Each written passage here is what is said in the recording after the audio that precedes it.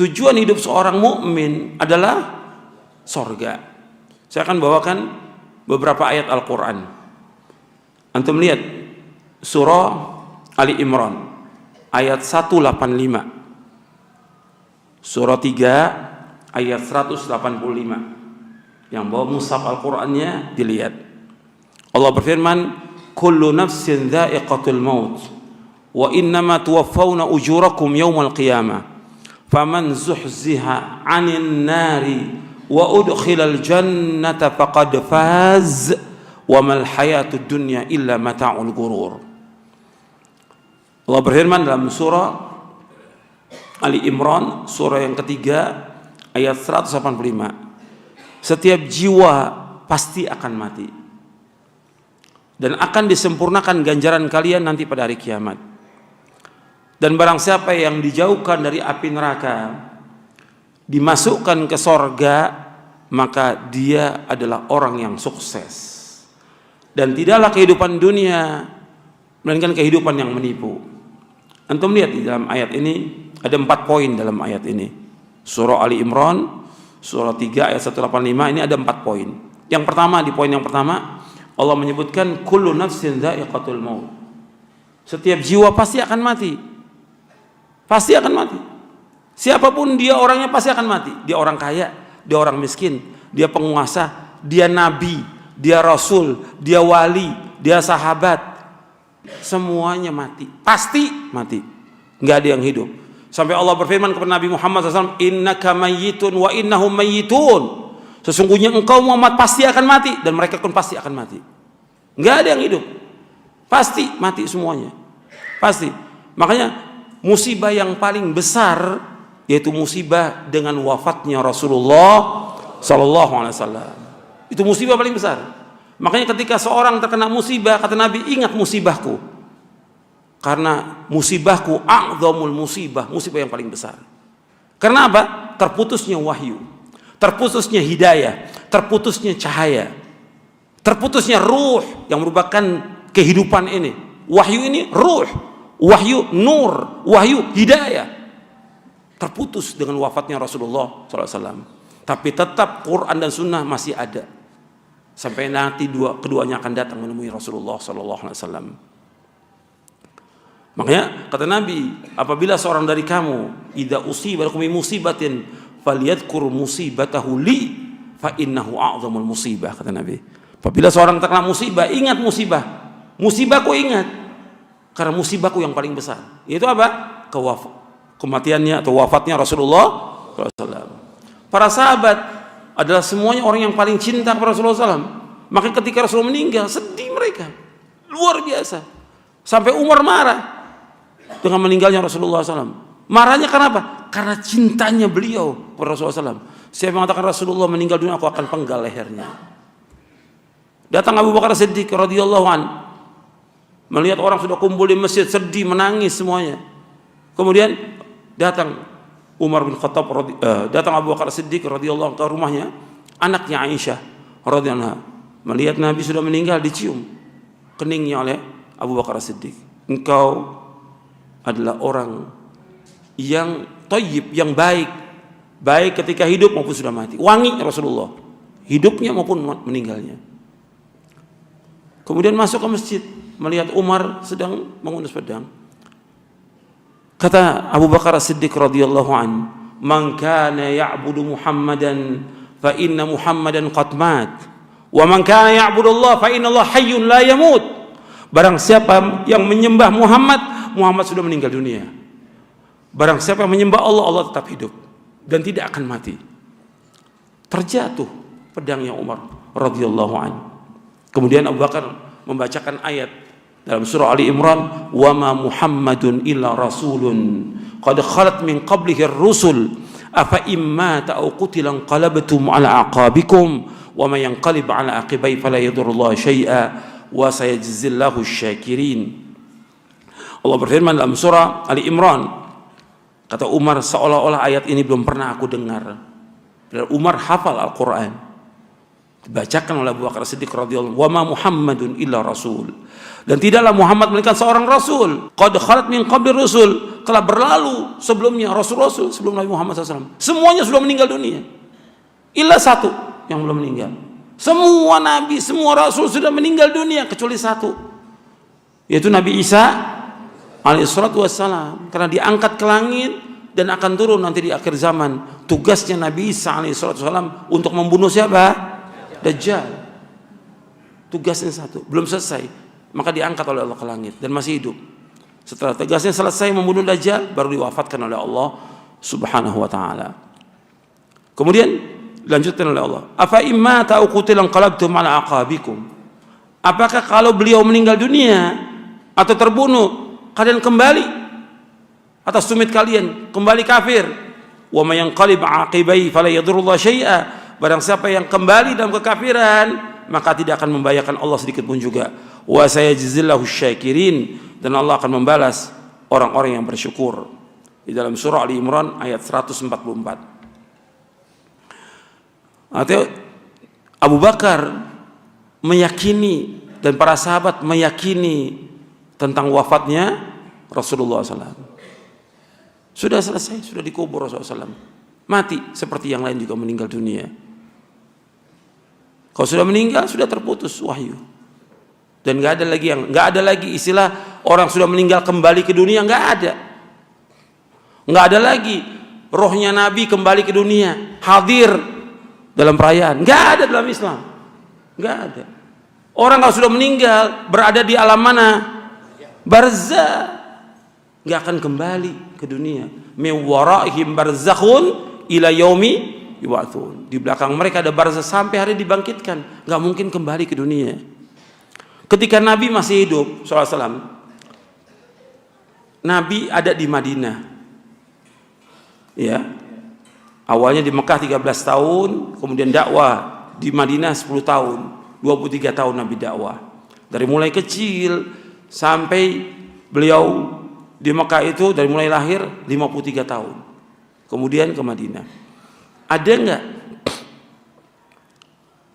riwayat Nabi ketika dia masih hidup di Madinah, tapi pada saat yang sama ada juga di Mekah, saat yang sama ada juga di Mesir, saat yang sama ada juga di Syam? Ada nggak? Nggak ada. Ini waktu beliau masih hidup. Masa sekarang sudah meninggal dunia, rohnya ada di mana-mana, hadir setiap acara maulid. Masuk di akal manusia atau tidak itu? Ya, saya ajak berpikir, kalau Nabi masih hidup, nggak ada riwayat, oh Nabi beda dengan yang lain. Kalau Nabi ada di Madinah, ada juga saat yang sama di Mekah, ada juga di Mesir, ada juga di Syam, ada juga di Yaman. Orang nggak mungkin, nggak ada seperti itu. Kalau udah masih hidup nggak bisa seperti itu, apalagi sudah meninggal. Sampai sini paham? Ya, ini ilmu ini. Yang kedua, Allah menyebutkan, kita masih menjelaskan ayat. Yang kedua, Allah menyebutkan kullu nafsin dha'iqatul maut wa innama tuwaffawna ujurakum yaumal qiyamah. Kalian akan disempurnakan ganjaran kalian nanti pada hari kiamat. Disempurnakan ganjaran pada kiamat. Karena di dunia belum sempurna orang diberikan ganjaran. Akan diberikan ganjaran, apakah itu berupa kebaikan atau kejelekan, nanti disempurnakan di akhirat. Karena apa yang terjadi di dunia ini belum sempurna. Orang berbuat kebaikan dibalas betul 10 sampai 7 kali lipat, tapi sempurna nanti di akhirat. Orang yang berbuat kejelekan, banyak orang yang zolim, penguasa yang zolim, tapi mati begitu aja, belum dibalas oleh Allah, nanti disempurnakan di hari kiamat. Semuanya itu, kezoliman, kebohongan, kenistaan, kecurangan, penipuan, semua akan dibalas sempurna pada hari kiamat. Kemudian yang ketiga dalam ayat ini, faman zuhzi'a 'anil nari wa udkhilal jannata faqad faz. Dan barang siapa yang dijauhkan dari api neraka, dimasukkan dia ke dalam sorga, maka dia adalah orang yang sukses. Jadi ukuran sukses manusia itu apabila dimasukkan kemana? Sorga. Dunia ini bukan ukuran sukses. Orang kaya raya, punya mobil banyak, punya rumah besar, punya usaha maju. Bukan sukses. Itu cobaan dan ujian buat dia. Sukses yang hakiki, sukses yang abadi, ketika orang dijauhkan dari api neraka, dimasukkan ke sorga, baru dikatakan sukses. Kalau kita mau lihat orang yang sukses, pertama kali para anbiya wa rasul alaihi wassalatu wassalam. Para nabi dan rasul, semua adalah orang yang sukses. Yang kedua, para sahabat. Karena para sahabat dijamin dengan sorga. Wa kullan wa'adallahu husna. Dan semua kami janjikan mereka dengan sorga. Itu orang sukses. Makanya yang kita ikut jejaknya orang-orang yang sukses. Nanti saya akan sebutkan apa aja yang dapat memasukkan kita ke dalam sorga. Jadi Allah menyebutkan orang yang jauhkan dari api neraka dimasukkan ke sorga, itu sukses. Makanya ketika Allah menyebutkan tentang sorga, selalu Allah sebutkan dengan fauzul azim, kesuksesan yang besar. Fauzul azim Allah sebutkan. Kalau dunia enggak. Maka yang keempat Allah sebutkan tentang dunia di ayat itu, wa mal hayatud dunya illa mata'ul ghurur. Dan tidak ada kehidupan dunia melainkan kehidupan yang bagaimana? Menipu. Kita jangan tertipu. Dan banyak manusia tertipu dengan dunia ini. Banyak sudah tertipu dengan dunia. Orang kejar-kejaran dengan dunia. Nabi SAW ditawarkan oleh malaikat. Yang malaikat ini diciptakan oleh Allah Ta'ala dan belum pernah turun ke muka bumi ini. Kata malaikat Jibril kepada Nabi Muhammad SAW, ini malaikat sejak diciptakan oleh Allah belum pernah turun ke muka bumi ini. Dia akan menyampaikan sesuatu dari Allah. Kata malaikat ini mengatakan begini kepada Nabi Muhammad SAW, apakah engkau mau, ini Allah yang menawarkan melalui malaikat ini, apakah engkau mau dijadikan seorang rasul sekaligus seorang raja, atau engkau seorang rasul tapi juga seorang nabi? Apa jawaban kata malaikat Jibril? Tawadhu ya Rasulullah, tawadhu ya wahai Rasulullah, kata malaikat Jibril. Apa jawab Nabi SAW? Bal abdan rasula, bal abdan rasula, aku ingin jadi seorang hamba dan juga seorang rasul. Kalau Nabi pengen jadi raja, dikasih enggak? Dikasih sama Allah. Raja, semua fasilitas, semua singgasana dikasih sama Allah SWT. Tapi Nabi nggak mau. Karena tujuan hidup seorang mukmin bukan dunia. Apa? Sorga, bukan dunia. Kemudian pernah terjadi, ini riwayatnya sahih.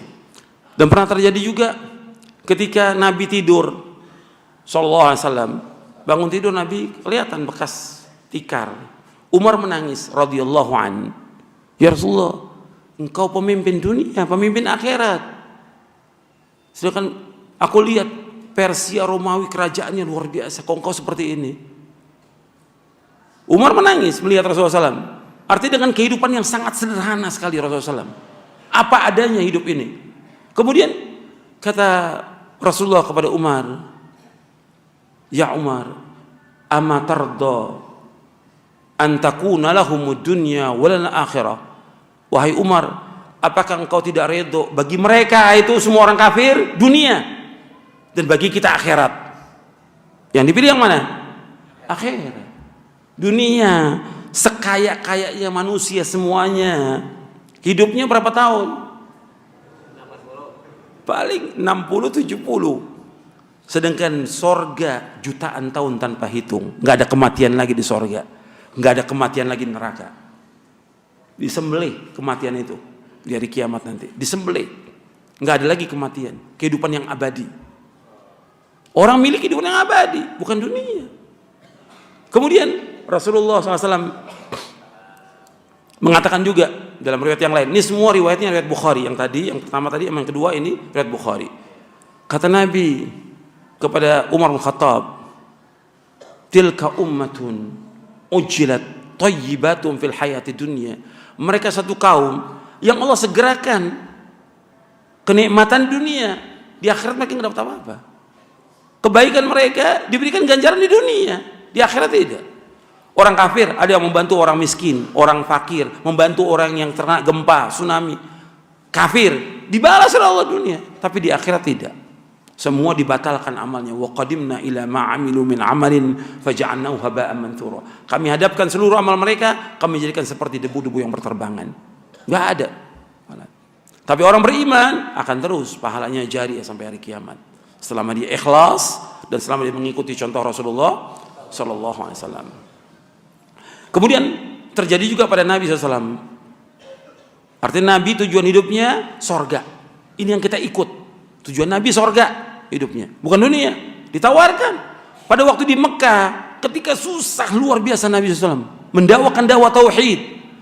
Para sahabat disiksa, diusir. Kalau kamu berhenti dalam dakwah ini, aku tawarkan kamu kekuasaan, harta, atau wanita yang paling cantik di Mekah. Nggak mau Nabi semuanya. Bukan itu yang dicari. Tetap mau dakwah meskipun disiksa, meskipun dimusuhi, meskipun diusir, tetap dakwah ini. Dakwah ini yang bermanfaat buat dunia dan akhirat. Bermanfaat buat siapa? Buat semuanya. Buat akal manusia, buat hati manusia, buat pribadinya, buat rumah tangganya, buat masyarakat, buat negara. Dakwah ini bermanfaat. Ini dakwah yang diberkahi oleh Allah Ta'ala. Aisyah pernah radhiyallahu anha dikasih kasur oleh seseorang. Dikasih sallallahu alaihi wasallam. Kemudian Nabi pulang, lihat, dari mana Aisyah? Dari hadiah dari tetangga. Rudih Aisyah. Kembalikan. Aisyah nggak mau. Dikasih hadiah, kembalikan. Akhirnya terakhir Nabi katakan, wa Aisyah kembalikan. Kalau seandainya aku mau, Allah jadikan gunung di Madinah, Allah jadikan sebagai emas untuk aku. Kalau aku mau, Allah jadikan gunung di Madinah ini menjadi emas untuk aku, kata Rasulullah. Tapi Nabi nggak mau. Nabi hidup dengan apa adanya sebagai contoh teladan yang baik bagi umat ini. Beliau tidak kaya raya, tidak, sederhana hidupnya.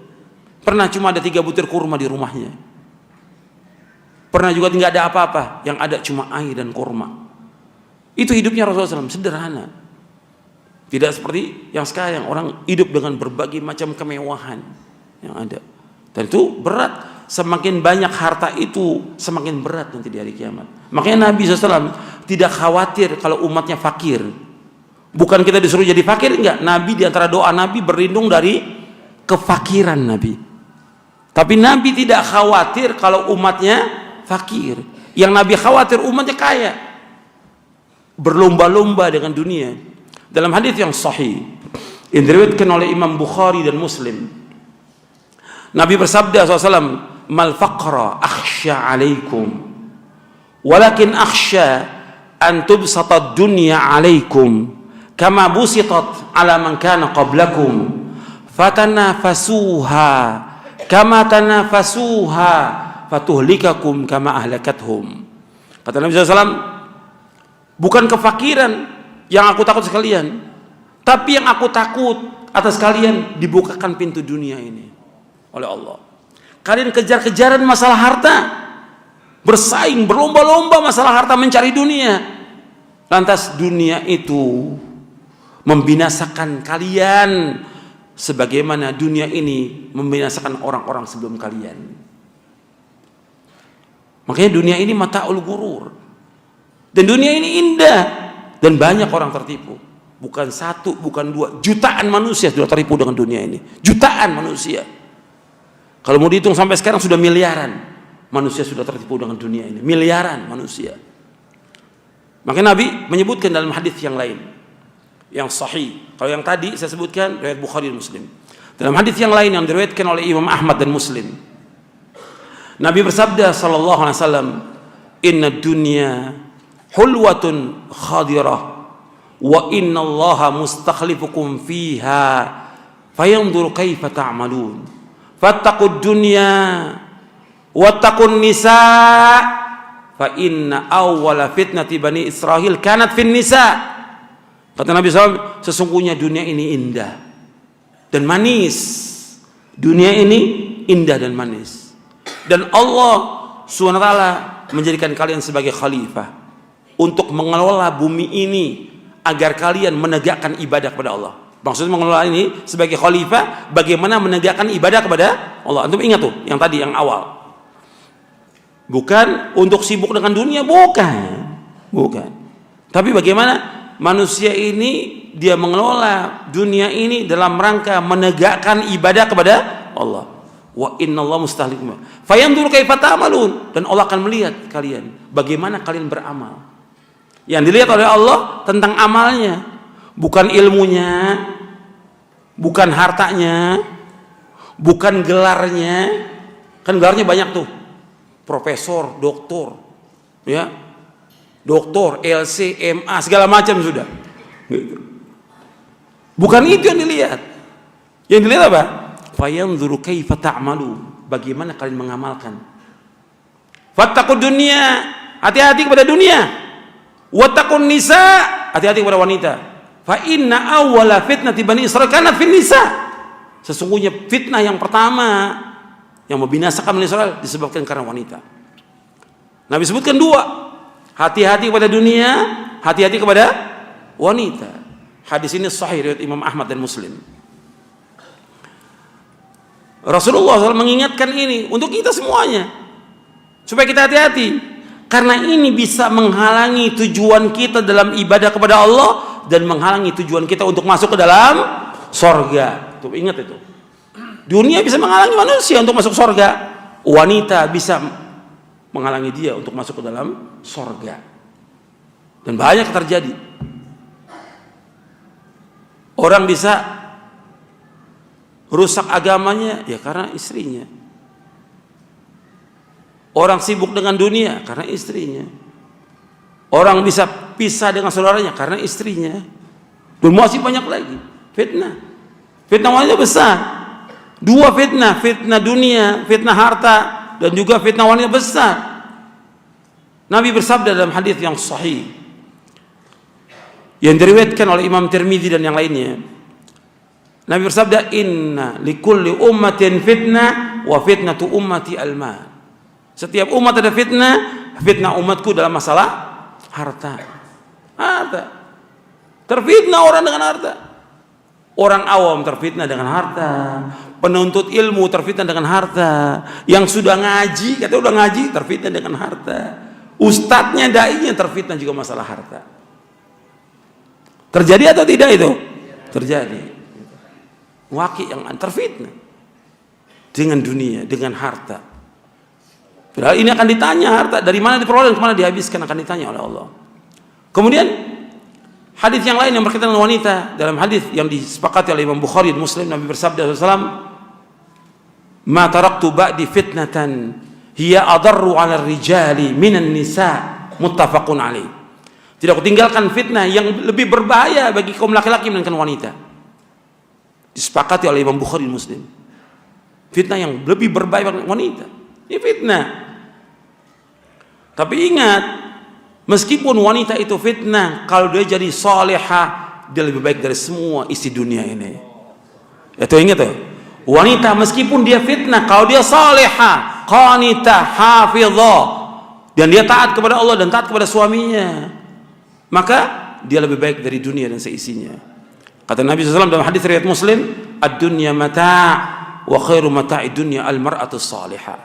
Dunia ini perhiasan, dan sebaik-baik perhiasan dunia semuanya ini wanita yang salihah.